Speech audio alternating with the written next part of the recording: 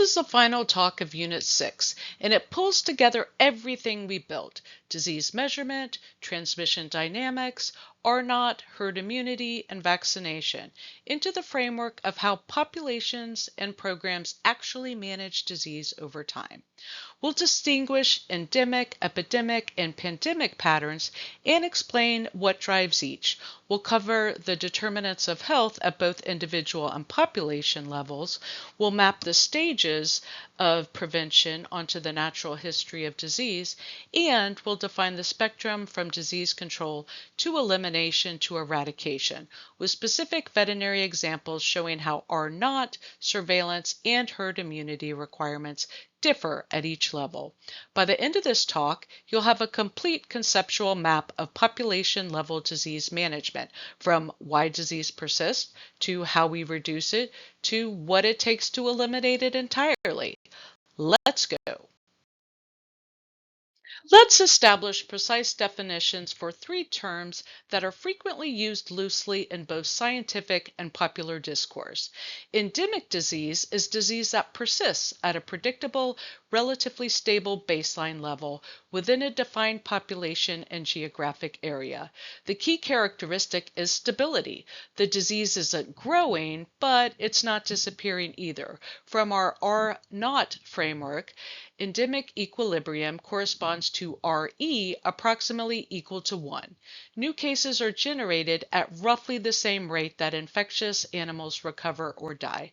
Mycoplasma bovis in many dairy herds, equine herpes 1 in horse population, and PRRS in many swine producing regions are endemic in this sense, present at predictable levels with occasional flares but no sustained growth.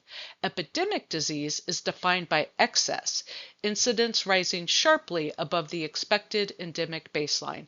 The trigger is always some shift that drives RE above 1, introduction of a new pathogen into a naive population, loss of herd immunity through population turnover, environmental change that increases transmission, or sudden influx of susceptible animals through commingling. FMD in a naive cattle herd, BRD following feedlot arrival, and PRRS outbreak in a herd with declining vaccine coverage are all veterinary epidemics. Pandemic is an epidemic at geographic scale, spreading across regions, countries, or continents. The biological requirements are identical to epidemic, only the spatial extent differs. HPAI H5N1 spread across multiple continents through migratory birds. African swine fever from Europe through Asia, spreading with devastating impact on global pork supply. COVID-19 was a pandemic.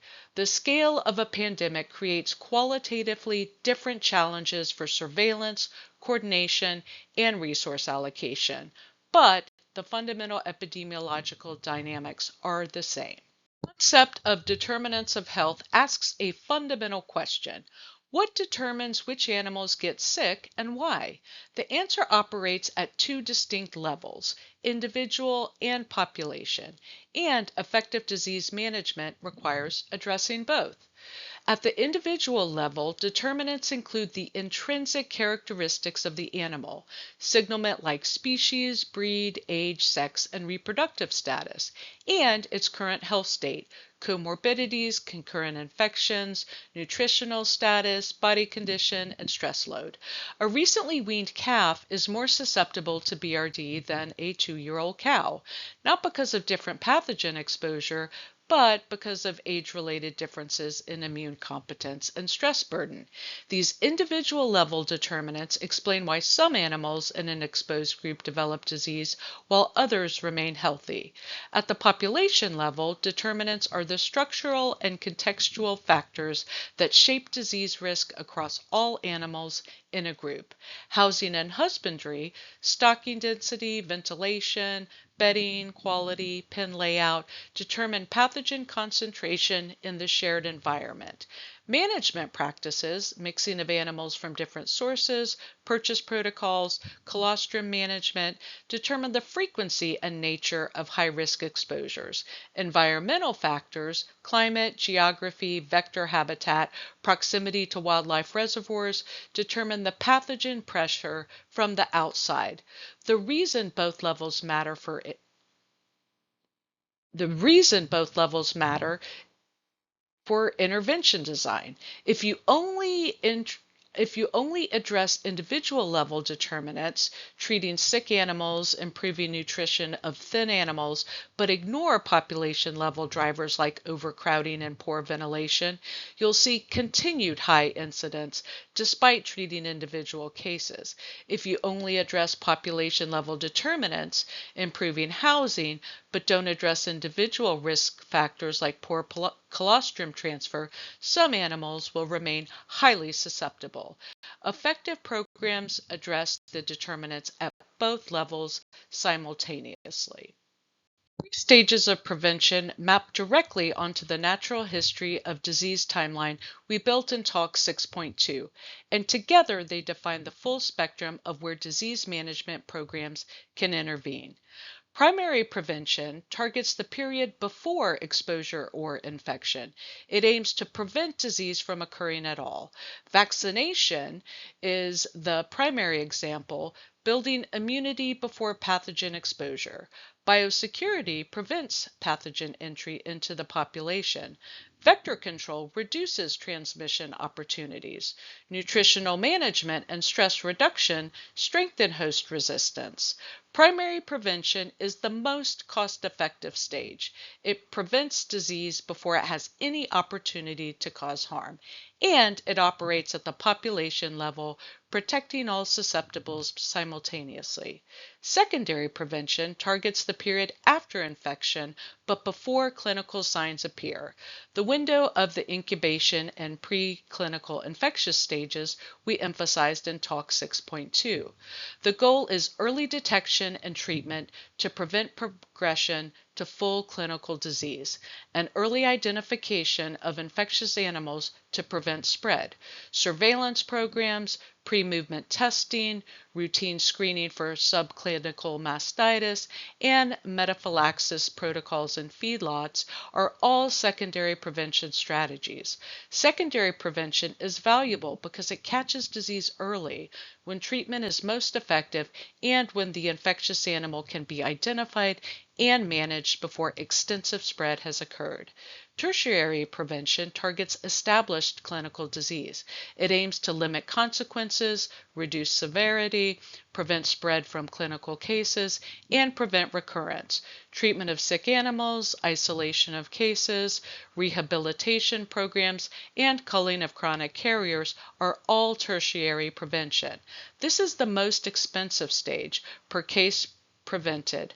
Tertiary prevention costs more than primary or secondary because disease has already occurred and resources are focused on damage limitation rather than prevention. The practical principle: invest as far upstream as feasible. Primary prevention delivers the greatest return on investment for population health, but tertiary prevention remains essential. Sick animals require care, and unmanaged clinical cases can seed further transmission. The elimination eradication spectrum describes the ambitious range of population-level disease management goals, from the modest but achievable to the extraordinary. Disease control is the most common goal: reduce incidence to a level that is economically and clinically acceptable, even if the disease is not eliminated. BRD control in feedlots doesn't aim to achieve zero cases. That would be impossible given the pathogen pressure and animal mixing that characterizes the industry. The goal is to keep morbidity and mortality below economically sustainable thresholds. Control programs require ongoing surveillance to monitor trends and to adjust interventions when incidence exceeds trigger thresholds. Elimination is the goal of reducing disease incidence to zero within a defined geographic area, a country, a region, a trade zone, while acknowledging that the disease may still exist elsewhere. Elimination requires more intensive and precise surveillance and control.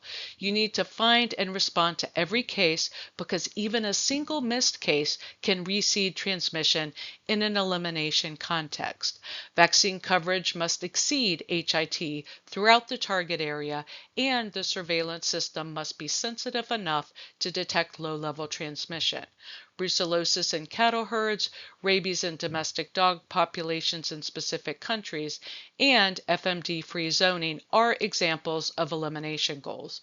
Maintenance of elimination requires ongoing vigilance and response capacity because reintroduction from outside the elimination zone is always possible. Eradication is the ultimate goal, permanent global reduction to zero, after which interventions can be stopped entirely because the pathogen no longer exists. The bar is extraordinary. RE must be driven to zero everywhere on Earth simultaneously, or the pathogen must have no animal reservoir and no environmental persistence. Rinderpest, a morbillivirus that devastated cattle populations globally for millennia, was declared eradicated in 2011, only the second disease in history to be eradicated after human smallpox. New World screwworm has been effectively eradicated from North and Central America through sterile insect release programs.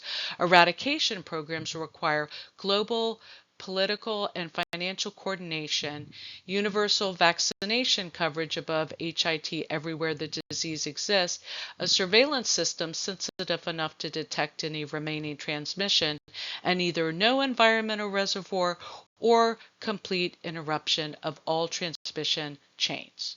Eradication is the highest ambition in public and animal health, but it's only biologically feasible for a narrow set of pathogens. Understanding why illuminates the fundamental biology of infectious disease persistence.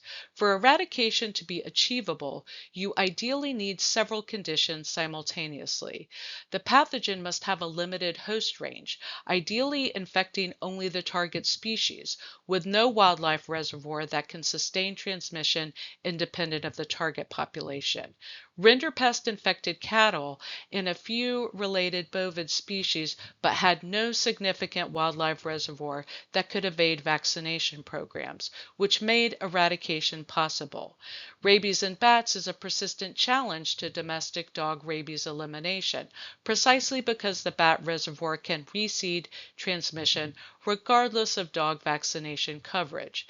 Infection should confer lasting sterilizing immunity, meaning recovered animals don't carry the pathogen and aren't reinfected. If carrier states are common, the reservoir of infection persists even in recovered animals. Salmonella in poultry is a challenge here. Birds can carry and shed salmonella indefinitely without clinical signs, making eradication practically impossible. A safe, effective, affordable vaccine is necessary to push vaccination coverage above HIT globally. Diseases with very high R naught require very high HIT. Measles with R naught of 12 to 18 requires over 94% vaccination coverage globally to eliminate, and achieving and maintaining that coverage in every country simultaneously is an extraordinary logistical challenge. Environmental persistence is another major barrier. Anthrax spores can persist in soil for decades, creating a reservoir that no vaccination program can address. As long as the environment can reseed infection, eradication is not achievable. The practical lesson for veterinary epidemiologists: when setting disease management goals, realistic assessment of these biological constraints determines whether control, elimination, or eradication is the appropriate target and shapes what surveillance intensity, vaccination coverage, and international coordination are required. Here's the summary. Endemic disease is stable at RE approximately 1. Epidemic is RE above 1. Pandemic is epidemic at global scale. Determinants of health operate at both individual and population levels. Effective programs address both. Prevention stages map onto the natural history timeline. Primary before exposure is most efficient, secondary before clinical signs is valuable, tertiary after disease is most expensive. Control, elimination, and eradication are progressively ambitious goals requiring progressively greater resources, surveillance, coordination, and biological feasibility. R naught determines the HIT required at each level, and the feasibility of eradication is fundamentally shaped by host range, reservoir biology, immunity characteristics, and the achievability of global coverage. This completes Unit 6. In Unit 7, we move to outbreak investigation, surveillance, and biosecurity, the operational frameworks for responding when disease strikes population. The video, read the scenario, and work through the questions on your own. We'll then work through the answers together. Question 1. Classification. Scenario A. BLV in a dairy herd. This is currently endemic. BLV persists at a stable 45% seroprevalence within the herd, consistent with RE approximately 1. Ongoing transmission sustaining the population level prevalence. The producer's goal of BLV-free status within 3 years is an elimination goal, not eradication, because BLV will continue to exist in other herds, but zero prevalence within this defined herd maintained by ongoing surveillance and biosecurity. This is a herd-level elimination program. Scenario B, FPV in a shelter. This is an epidemic. Incidence has risen sharply and dramatically above the expected endemic baseline. FPV normally causes 2 to 3 cases per month in this shelter. Now, 8 to 9 cases appear weekly, approximately a 10-fold increase. This is classic epidemic behavior. RE has risen above 1. New cases are substantially exceeding recoveries, and without intervention, the number of cases will continue to grow. The trigger is most likely a breakdown in vaccination coverage, introduction of highly susceptible naive kittens, or a new intake of infected animals. Scenario C, CSF eradication. This is a disease eradication program. The stated goal is permanent global reduction of CSF to 0. Whether this is achievable is the subject of question 4. Question 2, 3-stage prevention for BLV elimination. Primary prevention. Prevent new infections from entering the herd. Strict purchase biosecurity. Test all incoming animals and require negative BLV status before introduction. Implement artificial insemination to avoid bull-to-cow transmission through natural service if a bull is seropositive. Use individual needles for all injections and blood draws. BLV is transmitted iatrogenically through blood-contaminated equipment. Colostrum management. Avoid feeding colostrum from BLV seropositive cows to calves. Secondary prevention. Early detection.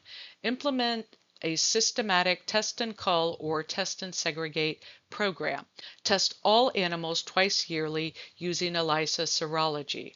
Identify newly seroconverting animals early, before they become high-level viremic shedders. Segregate seropositive and seronegative animals into separate management groups to eliminate contact transmission through blood-contaminated procedures and shared equipment. Tertiary prevention. Cull high provirus load animals, those with high circulating BLV proviral DNA who are the most efficient transmitters. Manage seropositive animals at high risk of lymphoma, those with persistent lymphocytosis, with enhanced monitoring and early removal before they develop clinical disease and reduce production value. Population level determinants to address. Housing that allows blood-contaminated equipment to be shared across animals. Use individual needles.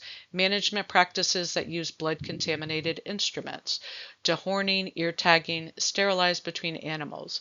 Insect vector populations, stable flies, can mechanically transmit BLV. Fly control is a population level determinant. Question 3. FPV epidemic analysis. Individual level determinants most likely explaining the epidemic. Naive, unvaccinated kittens. FPV vaccination provides excellent protection, but kittens under 16 weeks may not have completed their vaccine series, and maternal antibody interference may reduce vaccine efficacy in very young kittens. Immunocompromised animals, cats with concurrent FELV, FIV, or other immunosuppressive conditions. Age-related susceptibility. Kittens are significantly more susceptible than adult cats. Population level determinants. Overcrowding in the shelter. High animal density increases contact rates and fomite contamination. High intake turnover. Shelters constantly receive new animals with unknown vaccination histories. Rapid turnover means continuous introduction of potential new susceptibles and potential new infectious animals. Inadequate disinfection. FPV is extremely environmentally stable and resistant to many common disinfectants. Only bleach and similar products are reliably effective. Vaccination coverage gaps. If intake vaccination protocols have lapsed or been inconsistently applied, the proportion of susceptibles in the shelter population increases. Immediate intervention. Isolate all suspected FPV cases immediately. Implement immediate point of intake vaccination of all incoming cats with a modified live vaccine. This provides rapid immunity onset. Close the shelter to new intakes temporarily if capacity allows. Deep clean and disinfect all housing with an appropriate parvovirus effective disinfectant. Sodium hypochlorite 1 to 32 dilution. Cohort kittens by age and vaccination status. Medium-term interventions. Audit vaccination protocol compliance. Implement systematic FPV testing of incoming strays. Review housing and flow patterns to reduce cross-contamination. Establish outbreak response SOPs for future episodes. Question 4. CSF eradication feasibility. Classical swine fever is a pestivirus of domestic pigs and wild boar. Evaluating against eradication criteria. Host range. CSF infects domestic pigs and wild boar.